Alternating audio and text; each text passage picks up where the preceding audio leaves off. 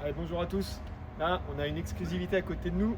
C'est la Markforged X7 Field Edition. C'est une imprimante 3D, donc c'est le modèle X7 de chez Markforged qui a été développé spécialement pour l'US Army. C'est une machine qui est prévue pour l'armée dans le cadre d'opérations extérieures. C'est une machine qui est emballée dans une caisse Pélican, hyper protégée pour être emmenée en camion, même parachutée s'il le faut. Ça a été prévu pour. Et donc là, on est sur l'imprimante X7 qui va nous permettre d'imprimer des pièces en Onyx, c'est le matériau chargé carbone de Markforged, mais avec du renfort en fibre de carbone, fibre de Kevlar ou fibre de verre.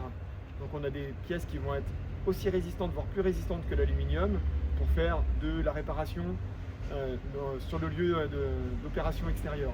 C'est vraiment un modèle très spécifique de chez Markforged, destiné à l'armée. Donc voilà, c'est pour ça qu'on est dehors aujourd'hui, pour vous montrer cette machine. Et donc là, on a des très belles pièces, des beaux échantillons. Vous avez pu la découvrir au 3D Print 2026 à Lyon. Et donc c'est une exclusivité, c'est la première fois qu'on la voyait en France. Après, la machine reprend exactement les mêmes spécificités que la X7 standard, avec une double extrusion, enfin une simple extrusion pour le filament, et le positionnement de la fibre. On n'extrude pas de la fibre de carbone, on vient la déposer, on vient la couper couche par couche. Et puis ce qu'il faut retenir, c'est la force de l'écosystème Markforged, puisqu'on a une imprimante qui fait des pièces extraordinaires avec une très belle qualité, une très belle finition depuis des années. Mais surtout, c'est l'écosystème qui fait la différence avec le logiciel Eiger, le choix des matériaux et l'imprimante 3D. Eiger, il est fabuleux puisqu'il permet également de faire de la simulation de positionnement de fibres.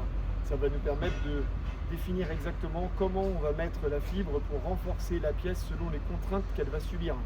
Donc ça nous permet d'avoir des pièces extrêmement solides. On le voit ici, nous avons quelques échantillons où on a eu des positionnements de fibres différents.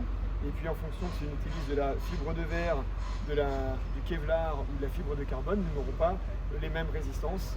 Et en fonction de comment elle est positionnée, eh bien, on n'aura pas les mêmes résistances non plus. Donc tout ça, c'est à découvrir sur le site internet www.creos.fr ou sur le site de Markforged. Et si vous avez besoin d'en savoir plus, contactez-nous.